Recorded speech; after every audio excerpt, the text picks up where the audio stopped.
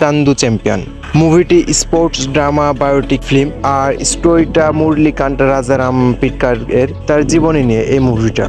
একজন Indian soldier 9টা গুলি খাওয়ার পরেও সে কিভাবে বেঁচে থাকে এবং কি হাল না ছেড়ে সে তার স্বপ্নগুলো পূরণ করে।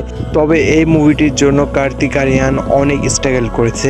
সে সোশ্যাল মিডিয়াতে পোস্ট দিয়েছিল সে নাকি 1 বছর সুগারও বাদ দিয়েছে। তবে এই চান্দু চ্যাম্পিয়ন যে মুভি এটা অনেক মোটিভেশনাল মুভি, কিভাবে সে ছোট থেকে বড় হয় এবং শুধু বড় নয় চ্যাম্পিয়ন হয়েছে সেগুলো ইমোশন সিকোয়েল দিয়ে দেখানো হবে। এই মুভিটিতে আরেকটি বিষয় যেটা আমাকে আরও ইন্সপায়ার্ড করেছে মুভিটি দেখার জন্য তা হলো রাজপাল ইয়াদব অনেক দিন ধরে বলিউড সিনেমাতে দেখা যায়নি, তবে এবার দেখা যাচ্ছে তাকে বলিউড সিনেমাতে। এবং ভিডিওটি এ পর্যন্ত, সবাই ভালো থাকবেন, সুস্থ থাকবেন, ধন্যবাদ।